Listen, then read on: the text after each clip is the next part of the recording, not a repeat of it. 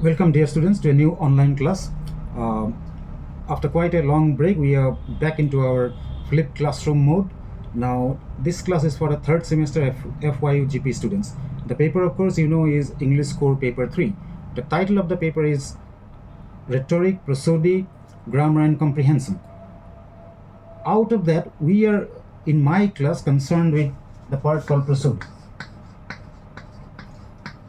which is unit 2 of your paper. So a part of that unit will be dealt with in this class. Of course, it's a supplementary class supporting the offline classes. Now, first of all, what prosody is. Now, etymologically, it comes from the Latin word prosodia and the Greek word prosoidia. These are its antecedents. Now, be it the Latin prosodia or the Greek prosoidia, they meant a song sung to music. Today, the English word prosody refers to the study of verse or the study of the principles of versification or the analysis of verse into its meter, rhyme, stanza form, and sometimes sound patterns like alliteration and assonance. Now, when we say prosody is the study of verse, first of all, we must be clear about what this verse is. Of course, ordinarily we take verse as synonymous to poetry. A lot of poetry is written in verse, no doubt about it. But there's also a lot of poetry without verse. Now, many scholars have come to the conclusion that poetry needs to be fictive, that is imaginative, and figurative, that is the use of figurative language, not the literal language. That is what makes it poetry. Now, verse is not mandatory. So what is verse? Now, verse is metered language.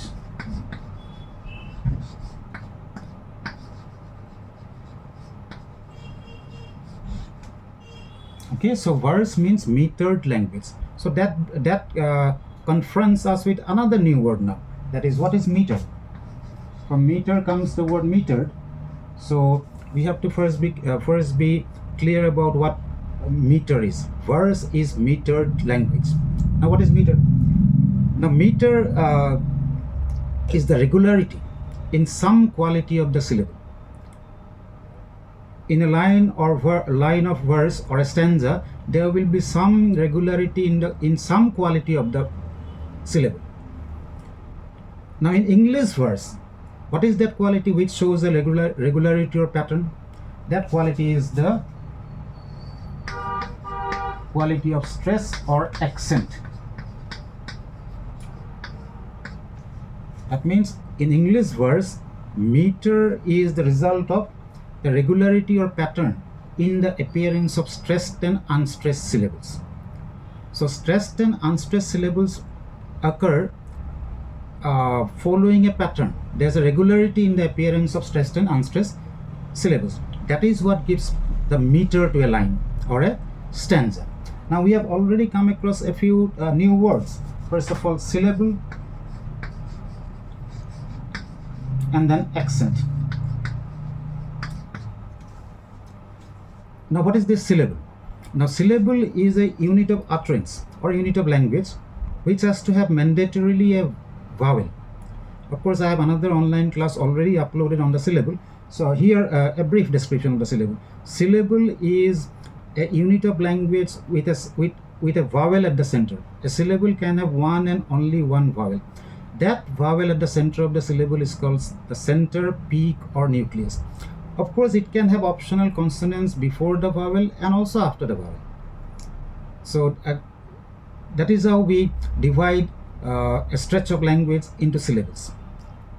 Now, for example, the word, say, A-B-O-U-T, about. The word about has two vowel sounds. The first weak vowel, the schwa vowel, this one, and then if we transcribe it, it will be something like this. Not something like this, it will be exactly like this. About is transcribed like this. So it has two vowel sounds, the schwa vowel at the beginning, the very weak vowel sound, and the ow, the diphthong ow in the middle. So this word about has two syllables. Why two syllables? Two syllables because it has two vowels. One a monophthong, the very weak vowel sound, schwa vowel, a, short a, and then the diphthong ow.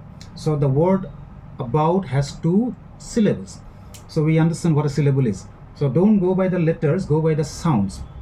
One vowel sound means one syllable. Now the next word we need to know is accent. What is accent? Now we have seen words can have one syllable, then they are called monosyllabic words. Words can also have more than one syllable. Then they are called polysyllabic words. Now a word like bat, for example, bat, has one vowel sound, so it is a monosyllabic word, bat. But if we say batting,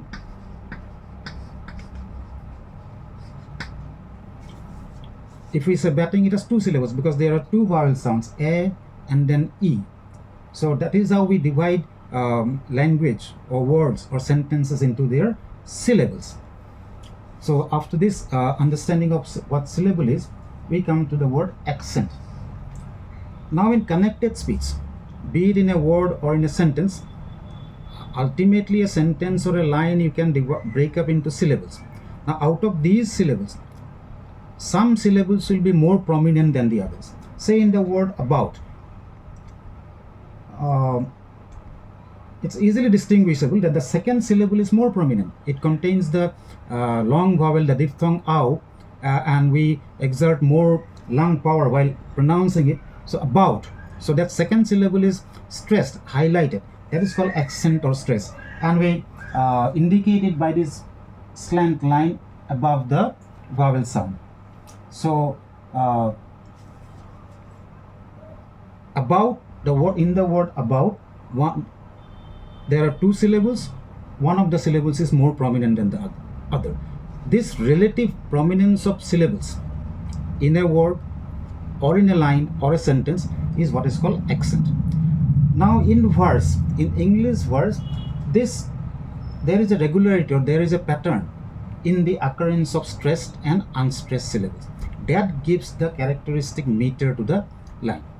So by now we have come across and tried to understand words like prosody, verse, syllable, accent, and then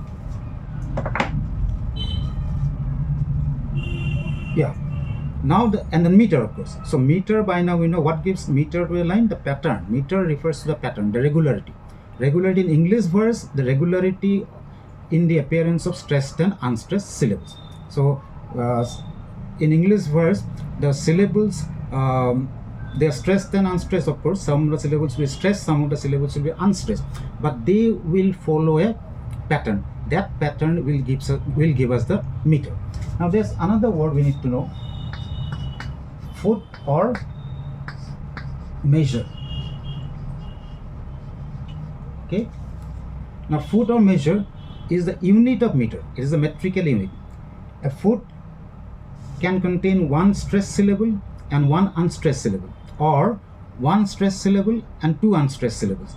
So a foot is either disyllabic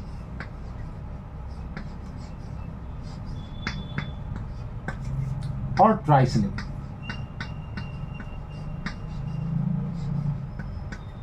That is, in a line of verse, a foot may be disyllabic. That is, it may contain two syllables, or trisyllabic, it may contain three syllables. Now, if it contains two syllables, then one of the syllables will be stressed or accented. If it contains three syllables, then also one of the syllables will be accented. The others will not be, regularly or in general. There will be exceptions or variations which we will see. Now, this is the unit of meter. So, there are certain patterns in the appearance of stressed and unstressed syllables. Those patterns give us the meter. In disyllabic, we have these patterns. So it can be unstressed stress. A pattern of stressed and unstressed syllables could be this way: unstressed stress. If it is unstressed stress, we call it iambus, and the adjective is iambic. If it is stress unstressed, then it is called trochee, and the adjective is trochee. We'll get the examples, of course. Now first let us have a look at the patterns. So iambus, trochee. Then under disyllabic there are two variations actually. Sometimes, very rarely, It cannot be the dominant meter. It can only be a variation. Both the syllables may in a disyllabic foot, both the syllables may be stressed. Then that is called spondy. The adjective is spondic. Remember, this can only be a variation. Then sometimes both the syllables are unstressed. This is called pyrrhic, and the adjective also is pyrrhic. So these are the natures of or characteristics of different disyllabic feet. A disyllabic feet will have these patterns as far as the stressed and unstressed syllables are concerned. It can be unstressed, stressed, then iambic, stress, unstressed, then trochee, then variations, 2 stresses, spondy, 2 unstresses, pyrrhic. Now coming to the trisyllabic ones. Trisyllabic feet. Now a trisyllabic feet can be, say, stress, unstress, unstress. Then we call it dactyl, and the adjective is dactylic. It can be unstress, unstress, stress. Then it is called anapist, and the adjective is anapistic. Then it can be unstress, stress, unstress. That is called amphibrachic.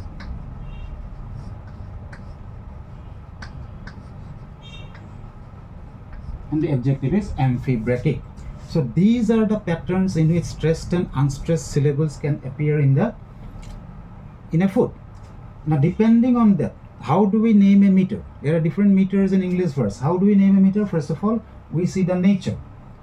It can be iambic, it can be trochaic, it can be spondic, it can be pyrrhic, it can be dactylic, it can be anapistic, it can be amphibrachic, plus the number of feet in the line. If there is if it's an iambic foot and only one foot is there in a line, that it will be iambic monometer. If it's a trochaic foot and there are 2, then we will have trochaic dimeter. So monometer, dimeter, trimeter, that way. Now let's take an example.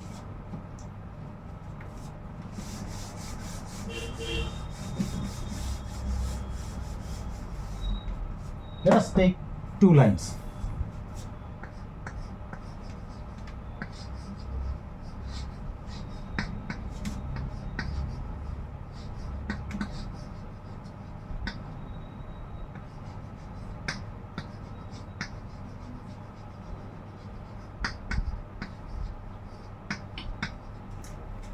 Now these are 2 verse lines. The light that lies in woman's eyes.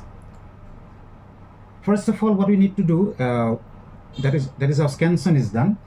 We have to divide the lines into, or break up the lines into their syllables. So the first line, the light that lies. Now the has 1 syllable. Light also has 1 vowel, I 1 syllable. That also has a single syllable. Lies has again 1 syllable. They are all monosyllabic words.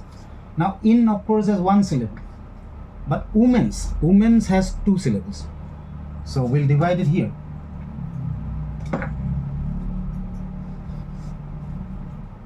Who and man's. Then eyes. So these are the syllables. So first of all, we know what a syllable is. So we have divided the lines into syllables. Then we'll see the stress pattern. The accentual pattern will give us the meter. Accentual pattern. In what way the accented and unaccented syllables appear in these lines. Now it is usually which are the words that will be highlighted. Nouns, verbs, adjectives, adverbs. The grammatical words like articles, demonstratives, prepositions, etc. will not be usually stressed. Then other rules are also there, guidelines for stressing or accentual guidelines for accentual patterns, like suffixes and prefixes will not be stressed. If it's a 2-syllabic word, noun, then the first syllable will be stressed. If it's a 2-syllabic verb, then the second syllable will be stressed. There are guidelines about stressing, which I shall deal with in a different class. Now here, it's easy, of course. The light that lies, the 2 words light and lies will be stressed. Now light and lies both contain only 1 syllable, so there is no doubt as to where the stress will fall. So the light that lies in woman's eyes. So again the first syllable will be stressed. Eyes will be stressed. Now here let us see this is the mark for stress. The mark for unstressed is this. Okay, so these are the unstressed syllables. Yeah, so we have already got a pattern here: unstressed stress, unstressed stress, unstressed stress, unstressed stress. Now how many feet are there in its line? Feet, we said, is a unit of meter which can contain only one stress syllable and one or two unstressed syllable. So we'll divide it into feet. How many? So one clue as to find out how many feet are there is just to see how many stress syllables are there. There are two stress syllables, so generally speaking there will be 2 feet. So common sense says it will be divided this way, here to this way. So unstressed stress, unstressed stress, unstressed stress, unstressed stress. So that is the pattern, that is the nature of the foot. So how do we name meters? From the nature of the foot, that means the accentual pattern and the number of feet. So nature is iambic and number of feet is 2. So iambic, this meter is iambic 2 feet, so diameter.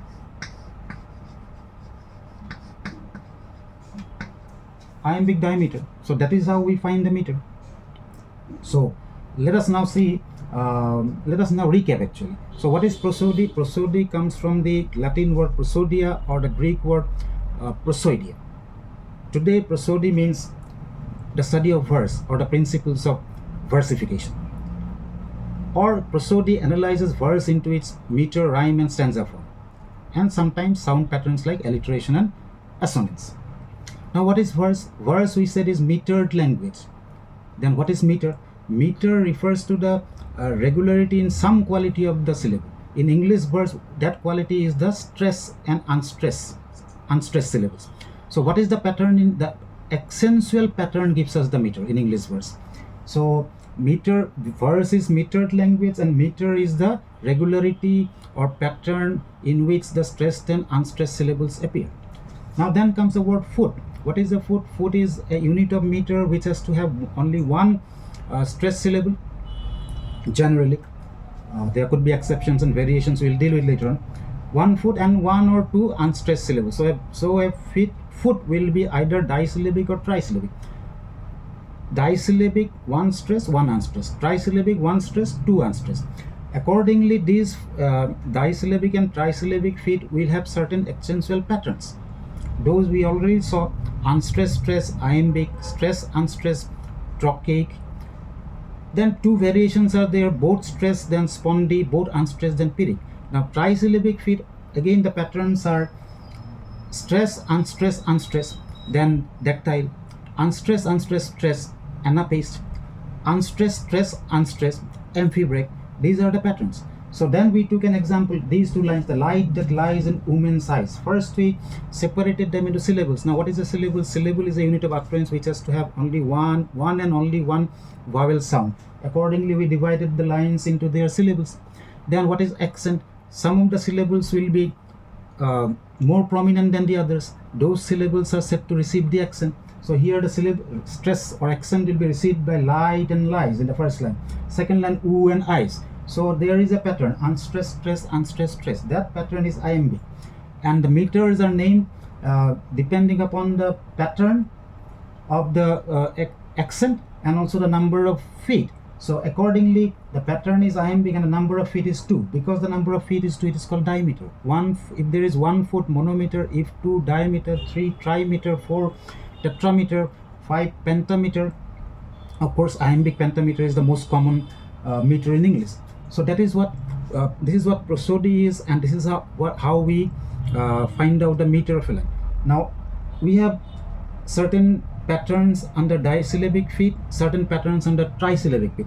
All those patterns we have seen: iambic, trochaic, spondy, pyrrhic, dactyl, amphibrach, anapaest. With examples we shall do all those patterns in my subsequent class. As far as this class is concerned, I think this gives us a gist of what prosody is, what meter is, what verse is, what syllables are, what accent is, how to name meters, what is a foot, and it's a bird's eye view of what prosody is. Next class syllables, of course, about the syllables we already have a class uploaded. So next class we are going into these different patterns and with examples, and then in another subsequent class we will deal with, of course, stress or accent. So that was a bird's eye view of the unit 2 of your paper, rhetoric, prosody, grammar and comprehension. Prosody part, a bird's eye view or a glimpse we have had in this class. I hope this class has been of help to you. In our subsequent class, as I said, we will deal with the various patterns with examples. So thank you. Hope to meet you again.